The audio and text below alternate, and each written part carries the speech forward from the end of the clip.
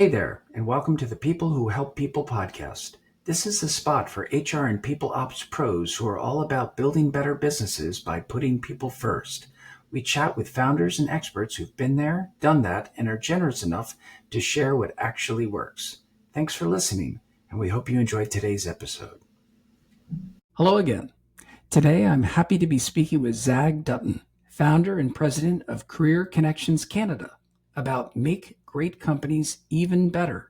Identify, onboard, and develop management talent that drives culture and retention.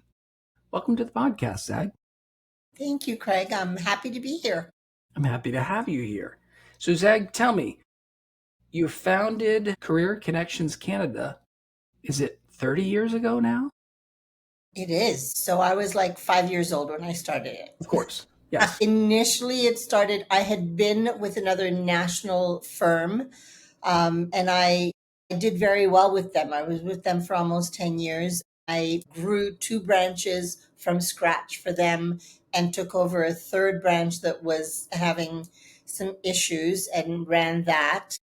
By the time I finished, I had 32 people reporting to me, which is, as you can imagine, recruiters are very needy. So it took up a large chunk of my time. During that time, I also gave birth to a daughter, and I was very proud of what I was doing at work. But I found that as she got older, I started to miss out on milestones because I didn't see her in the morning because I typically left the house before she was awake. And when I came home at night, she was generally ready for bed or already in bed because my days were so long. And at that point, she was almost 2, and I decided I really needed to do something that was going to still give me that drive to succeed in the business world, but also be able to have a balance of time that I could spend time with my daughter while she's awake, while these milestones are coming. And that's really how I started it and why I started it. So it was kind of selfish and kind of what we call today alignment. Aha. Mhm. Good alignment decision.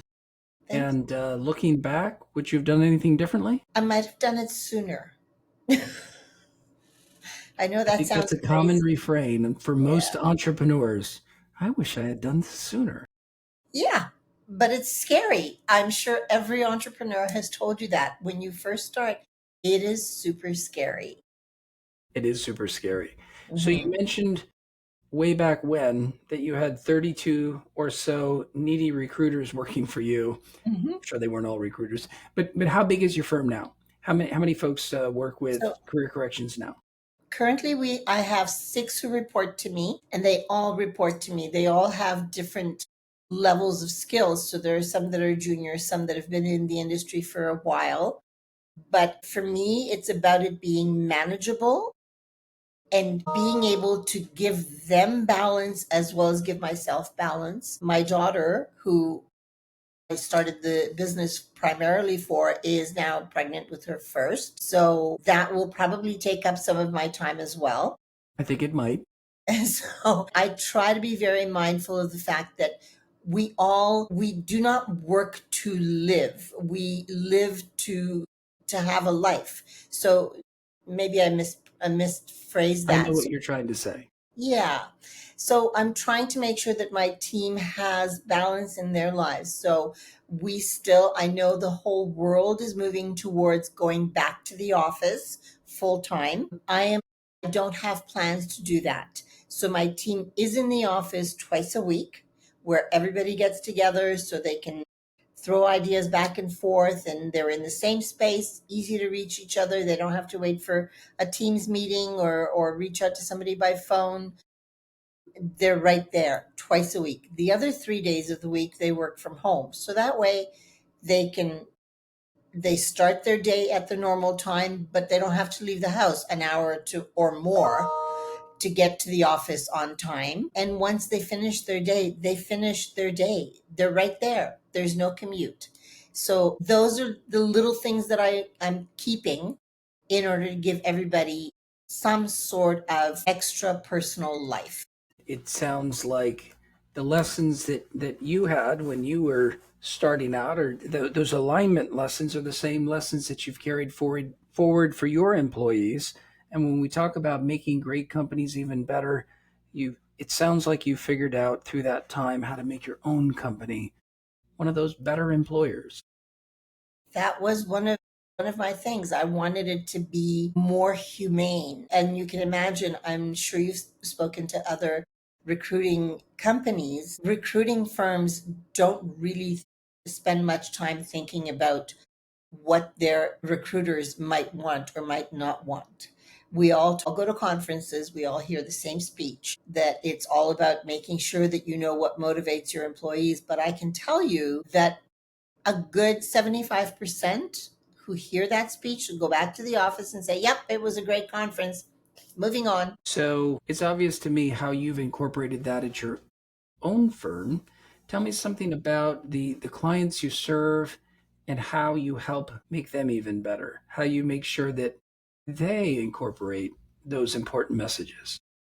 So for me, we work quite heavily in the pharmaceutical industry and in the manufacturing industries. So for me, it's about making sure that our clients are aware at any given time what is happening to their search. But before we start that search, we sit down, we have a one on one with the client and any managers who are going to be involved in the process or will be involved after the recruitment is done with training or managing, overseeing, whatever the situation might be. We'll talk to everyone who's going to have a touch point with this new person and find out what it is that they are hoping for that will happen with this new hire. So, what do they need them to do immediately? That's important. But what's equally important is where do you see this person 3 to 5 years out? What do you need them to be able to do or take on over top of what they're doing right now in 3 to 5 years? We need that so that we can make sure that the person that we are recruiting, if it's for a permanent role, is going to be able to take on those additional responsibilities or move in that direction that is away from what they would be doing today. And that could include their experience, it could include their mindset, it could include their education. It definitely will include what are their aspirations, because it's great that the client has an idea of where they see this position moving, but the person that we put in there has to be comfortable and be interested in moving towards that direction that the client needs them to fulfill. So for us, it's super important that we have people who are going to be able to grow, to integrate, and to add value for years down the line, not just immediately. So that sounds to me like it's a tried and true, not only a tried and true for you, but also something that is a non-negotiable. We're going to do this with every single search. Why did you land on that? Obviously there's the fit. Let's find the right fit, the right candidates who fit. But it seems like that is the one extra question that you want to make sure if we get nothing else right, we're going to get this right. Is Mhm. that time proven? Why did you put extra emphasis on that? I think it's time proven because we really need to be able to speak to the client in the way that they need things to happen. We don't manufacture anything. So we don't have a widget that is any better than anybody else's widget or any different than anyone else's widget. We have people. So the challenge of that is that people talk and they have opinions. They don't automatically go wherever you're going to put them. They're going to need to know wherever we're thinking of putting them that it's the right move for them as well. And on top of that, I really don't like surprises. And when I say surprises, when I put somebody in a particular position with a particular client, and then a year, 2 years down the road, I'm talking to them and they say, oh, by the way, so and so left. Why did they leave? Because whatever the reason was. I take all of that back and I say, okay, did we check that? Did we look at that? Did we speak to this person about that? Did we know that that's what the client would want in 2 years' time? So for us, it's really important that we know the mindset of both sides, because we are who we place and where we place them. That is a reflection of our reputation. So if we don't get it right, our reputation suffers. It suffers in exactly the same way if our candidate doesn't enjoy the experience. Everything that we put out there, everything that our client experiences, everything that our candidate experiences, is a reflection of our brand. And we can't do what we do very well unless we talk to both sides and make sure that we have both sides in agreement on where we're going to start and where we want to end up. Got it. So I want to dial down on something. You mentioned our brand. And before we got on this call, we were talking about the difference between thinking like a CEO and thinking like a member of the firm. Mm-hmm. Where's that?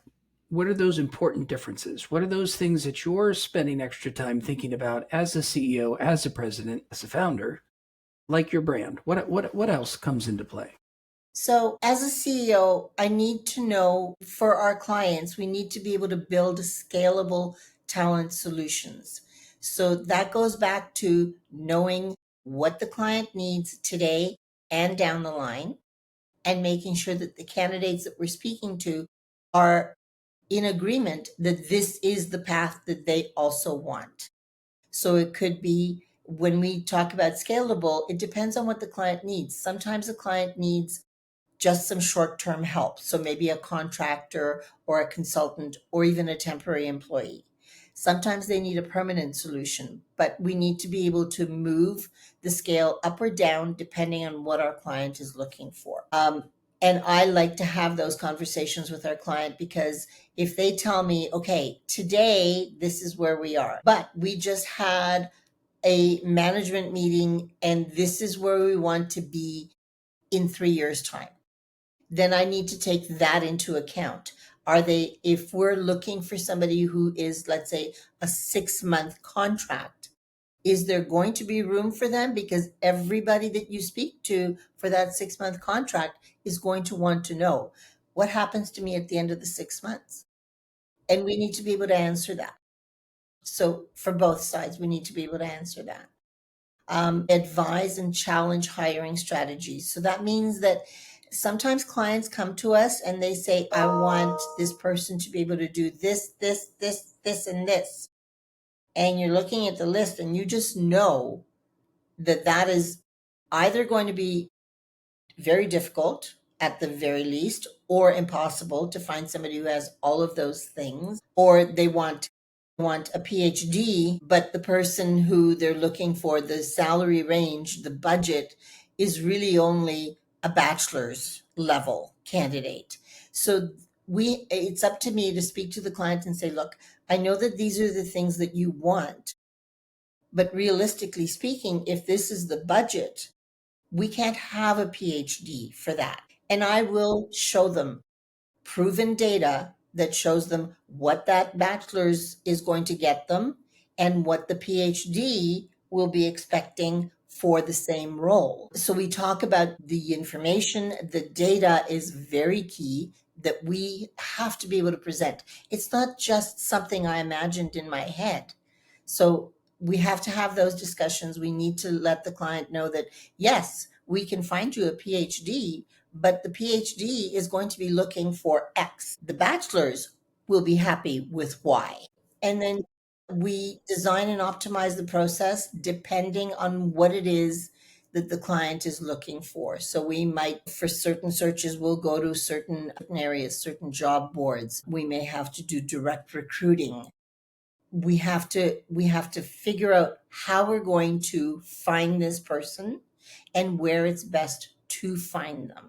And lastly, driving long-term business outcomes. One of my proudest hallmarks is that I would say easily almost every one of our clients has been a client over a long period of time and has come to us repeatedly, whether it be for permanent searches, contract searches, or temporary searches. So we make sure that we have long-term relationships. So we're not in it for the one and done. We want to be able to partner with our clients rather than just provide a service for today. I apologize for bringing up the 30 years at the beginning. However, it's important to understand that you didn't just start, and some guests on the podcast are 2 years into their journey, and it's helpful to hear from somebody who's refined their strategy and clarified their strategy over a longer period of time. Hmm. Let's talk about some modern problems. Yeah.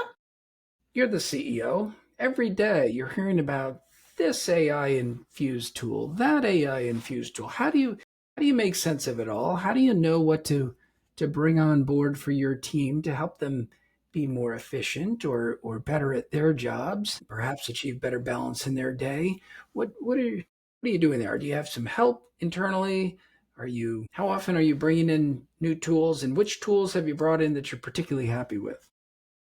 So I have some help with my IT guy, and I call him an IT guy because I've known him for so long, and he's been with me for, I'd say, a good 15 years. And when there's something new and exciting on the market, or at least it looks new and exciting and shiny, I'll go to him and I'll say, "Hey, what about this?" And he is the ultimate grounding as far as all technology goes. He'll say, "Well, okay, you can do that, but this is truly what it will do, and this is how you will be able to use it within your setup," because he knows all about my technology setup. He knows about all my laptops. He knows about all the systems that we use. He knows about our ATS.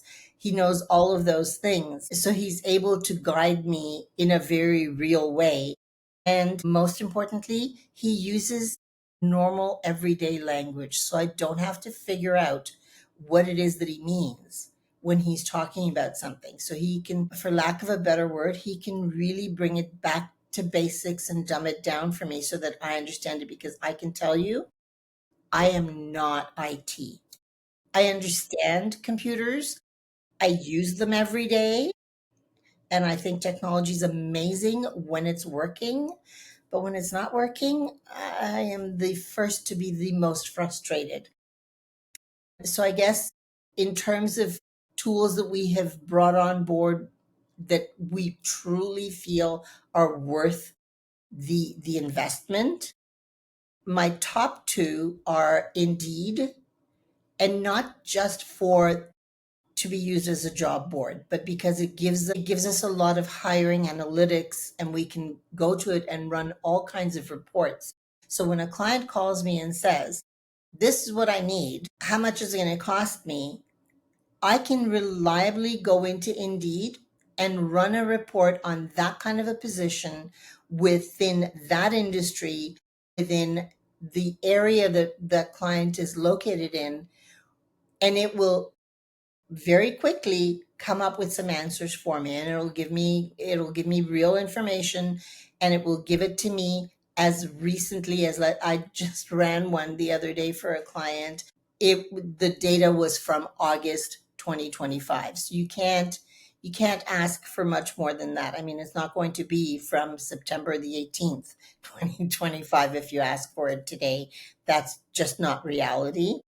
So I rely on Indeed a lot, and they do use a lot of different add-ons to their system so that we're getting the most out of it every step of the way. And they do integrate a lot of new technology.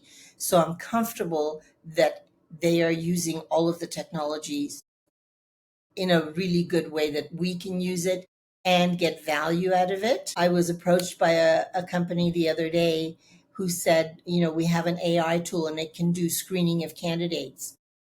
And I don't want to use technology to replace people in my organization. I want to use technology to make their lives easier so that they can access the information, so they can process the information in a much faster way than they would if they had to do it all manually and on their own. And so this company, I sat with them for an hour and I listened to them, and they sounded great. And I thought, wow, that's a really good service. And then I said to them, "Okay, you said that it's real time and that they will screen the candidate as soon as the candidate applies. I said, so what are you integrated with the job boards? Well, no, we have to get permission from Indeed to be able to access their systems, and we're still working on that. So I said, okay, so unfortunately, it's a no for me. I'm out because I can't I can't be, essentially what would have happened is I would have had to have my team sit and input the data into the AI system about this candidate so that the system could use that data to ask questions. By the time we've done that, we can do that ourselves.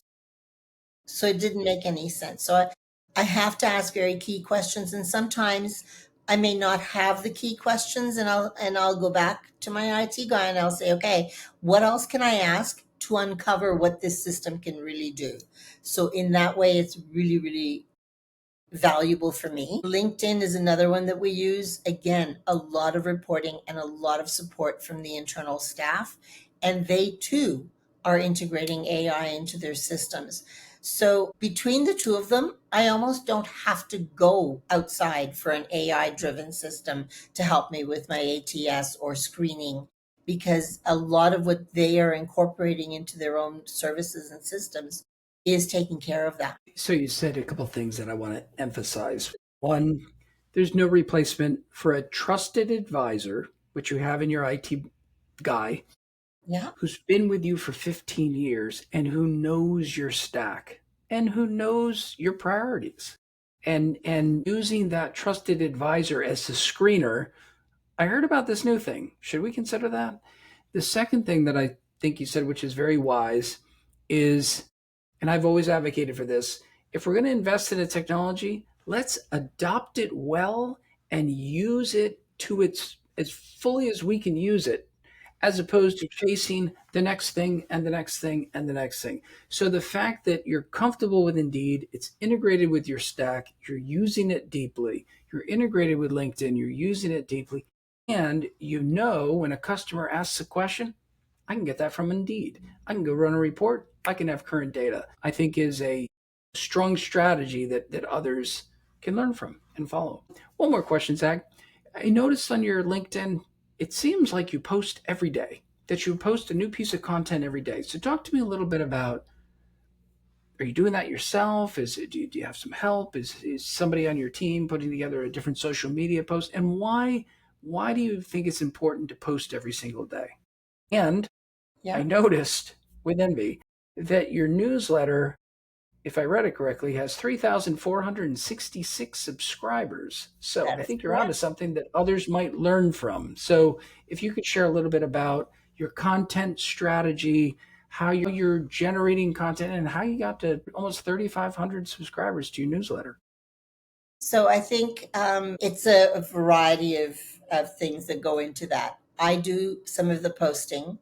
I also have a social media firm, which I originally heard about from another trusted source in the industry.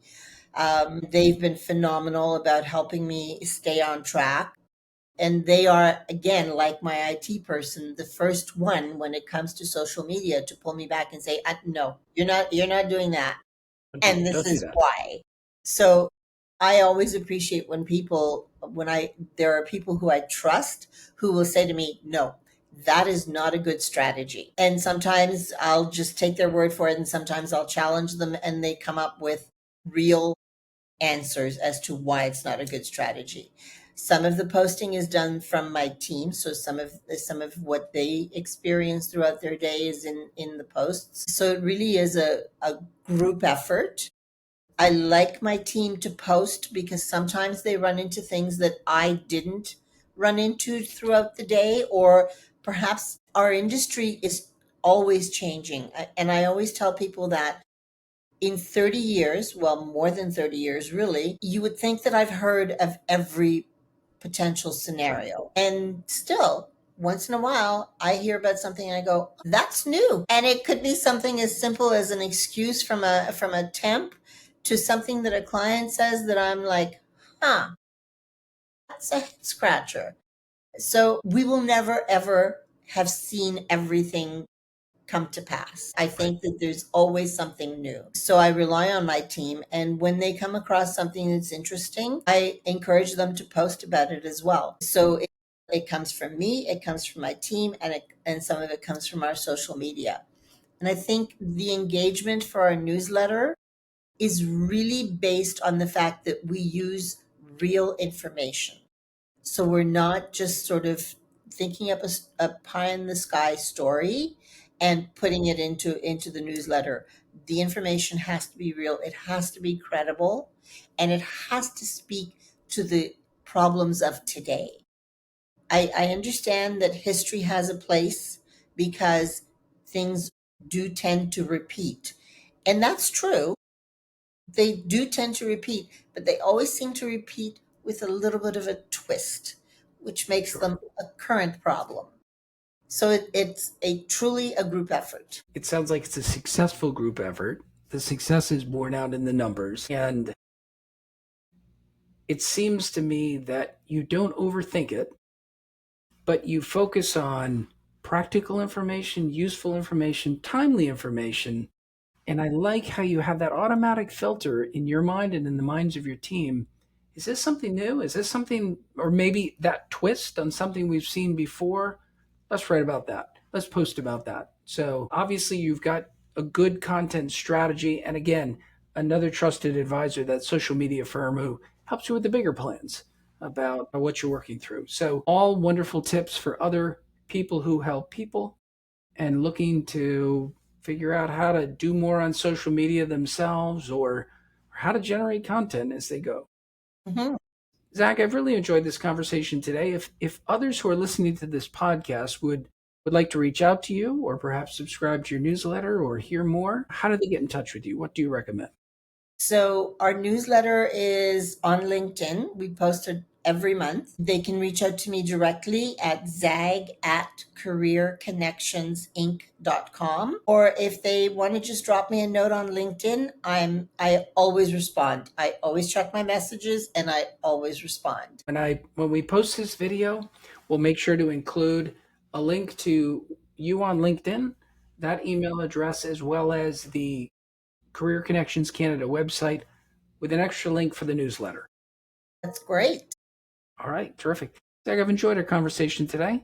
Thank you so much. I appreciate your time and sharing the wisdom that you've gained and that's made you successful. I should close on one note. I saw again, caught my eye, that you were named Best Boutique Recruitment Firm 2024 in Ontario. Yes. Obviously, not only have you done something right for many years, but you've done something right this past year. So, congratulations to you. Congratulations to your team. Thank And I you. wish you continued success. Thank you so much. Okay, thank you.